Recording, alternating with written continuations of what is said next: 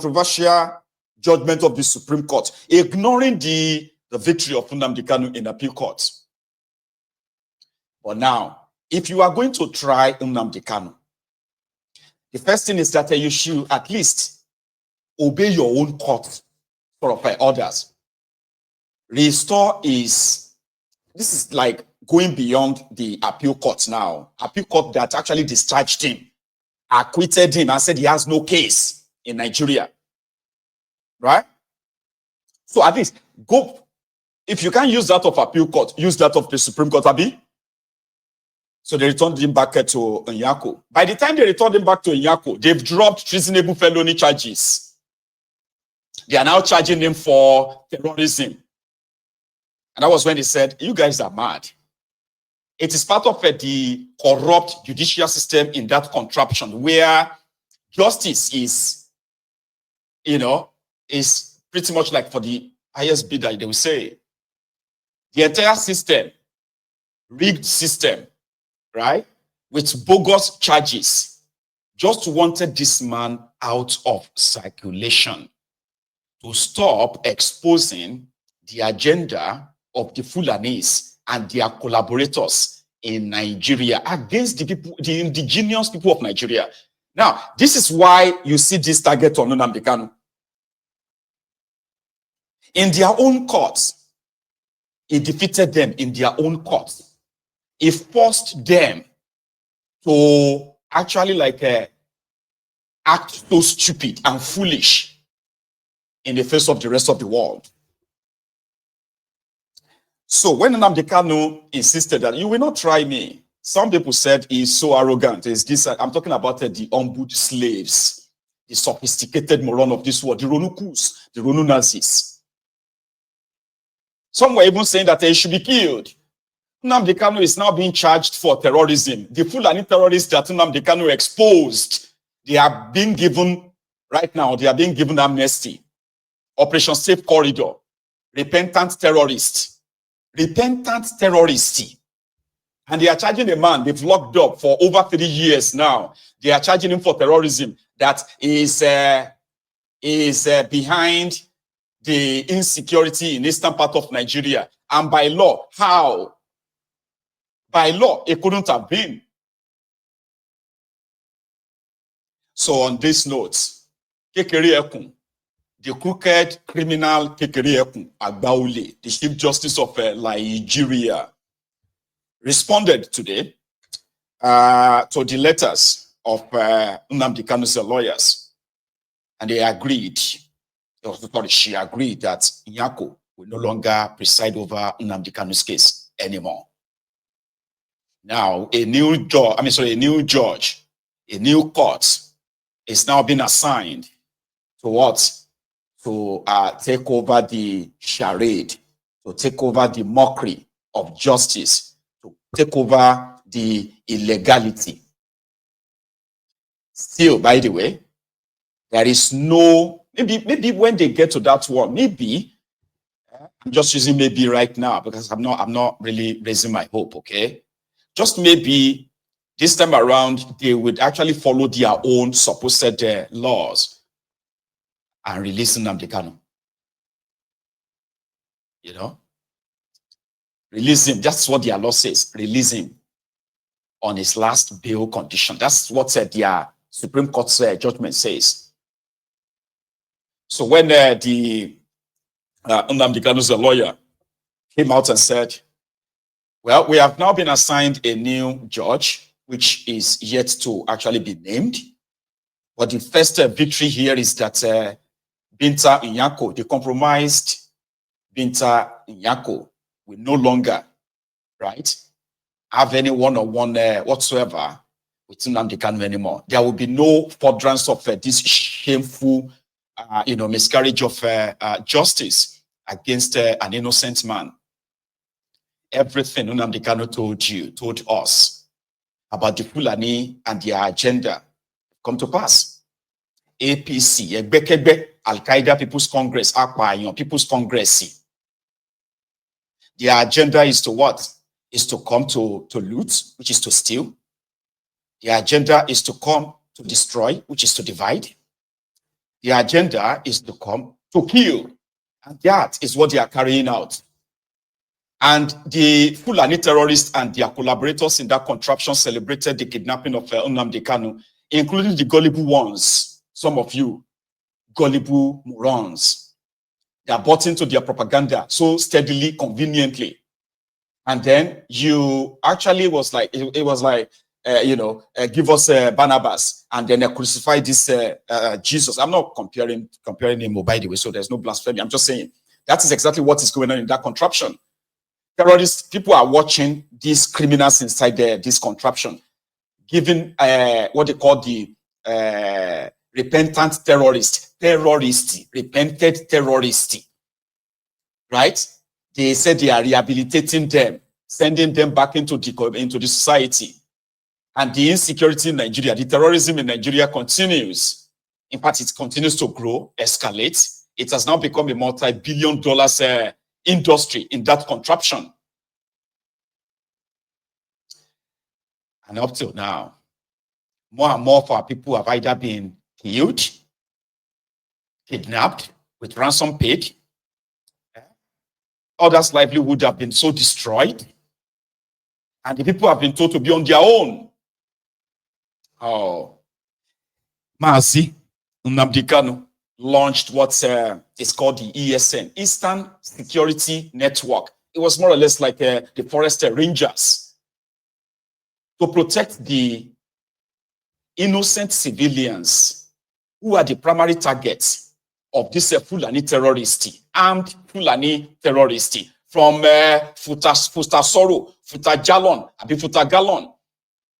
in the Sahel.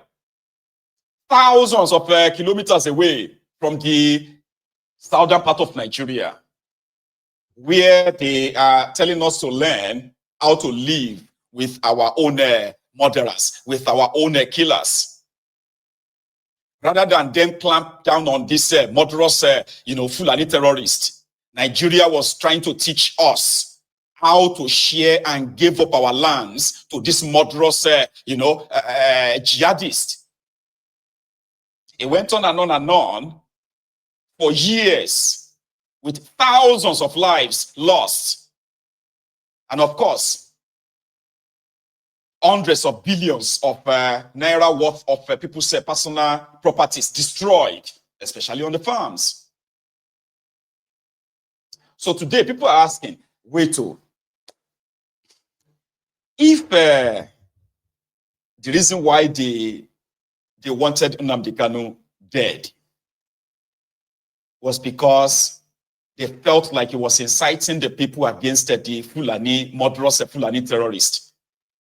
With the track record of this Fulani terrorist in the last 9-10 years alone, isn't that enough for the Olori Brukus in charge of that contraption to have actually probably like retraced their steps and possibly turn this guy into your own national hero? I'm just saying, because everything is said will happen, happened, and still happening. Today, in Ehahamufu, in Enugu, the body, I'm talking about attacks after attacks, everyday attacks, to the point that the people in that community, in these communities, they have had to stage endless days of protest, calling on government to come to their aid. They no longer go to their farms, they can't sleep in their homes, and they just have nowhere to turn to. And Nigeria has gotten to a stage whereby you can't even defend yourself anymore. Defending yourself is considered a crime. Calling for people to defend themselves is also considered as incitement. All of this institutionalized terrorism inside that contraption, orchestrated, financed, and legalized by no other person than the Daura lifeless mannequin, Muhammadu Buhari, the man that did everything to try to make us to normalize this murderous gang. They gaslighted us, remember? They gaslighted us, Baba. They said that we had what was called the Fulani phobia, that we detest this terrorism and the terrorists and their sponsor. They decided to gaslight us. They said we were inciting people. Victims were not allowed to tell their stories. Anybody who tried to amplify that becomes a target. And today, like I said, everything NNAMDI KANU wants us off is happening. In Eha Amofu, in Enugu, they had another protest today, and it's the same story. The story of anguish, death, destruction. And I can't really show you the videos and the pictures of the victims of late. It's, this Olori Brukus in charge of this contraption, they ensure that their propaganda, their politically sponsored criminality in the eastern part of Nigeria is blamed on the IPOB, and their propaganda works so much on so many of you, especially those from the eastern part of Nigeria. The IPOB that never actually attacked anyone, ever, kidnapped anyone, ever. They are being put at the front burner as the problems, as part of the problem of Nigeria. And this kind of worked on some of you that are asking that NNAMDI KANU should be killed. Maybe your problems will be solved. Unfortunately for you, they locked NNAMDI KANU up. They set up their politically sponsored terrorism in the eastern part of Nigeria, because any act of attacking civilians, the innocent people, right, is considered as a terrorism. The ESN that was supposed to actually provide, that should have been the stopgap between the lack of interest from those who are supposed to protect you in the eastern part of Nigeria. The ESN that was supposed to be the stopgap in between. They used different kind of blackmail. They targeted some of them known. They killed some of them, kidnapped some of them. I'm talking about the state-sponsored attack on them. It became so bad that when they pick up any petty criminals in the eastern part of Nigeria, their media will declare them as IPOB. So this propaganda works so well. They are the people who were supposed to actually stand up to appreciate the effort of this ESN and the IPOB in the eastern part of Nigeria. They bought into the propaganda. They watched the political class destroys what should have been their only saving grace, because the entire system, it is so compromised, right? So corrupt. It is so obvious as well that the Fulani terrorists are the only people given the license to kill in the southern part of Nigeria. It's like a license to kill. Even if you put together a security outfit to challenge them, and you actually, catches any of them, they will be freed without any trial. I'm talking about this murderous terrorist. They will be freed. So the people are now so vulnerable as we speak. They are so vulnerable that it is like a renewed, kind of like a coordinated attacks as we speak. Where the people of Amufu have been crying. Guess who they are crying to? The same people behind their ordeal. Nigeria government. More people have now been killed.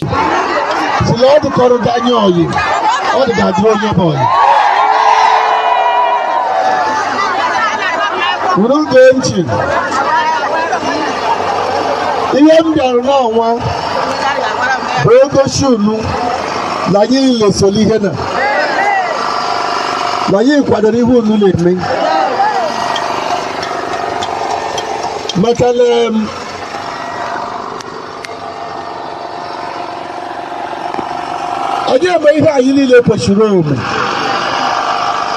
n'ihe na-ada ma ọ bụrụ na amaghị ezi owere mmanụ ọdụ ga-echi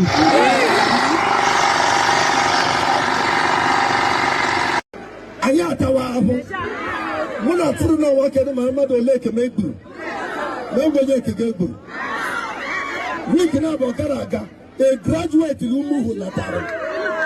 A week today, Diego, Ego Labs also whom I'm Tanada. What's it about me? Master, let's not look at it. You don't get it. You don't get it. I don't back to Bella Malaka. You don't know Terunya, the platform Munu. Blood on the government, blood on the politics. Last sponsor, Lendu Ukotuku, last sponsor, Helene. If you do particular, I will tell you to particular and the politics sponsor. You know, man, the politics school now to boy. You have here a matter. Macaliani made a rule at the politics. You have a goodbye. You have a rob. I put a new Jaru. The rule and there, Hakoka. I will delay to it. And you will. The president of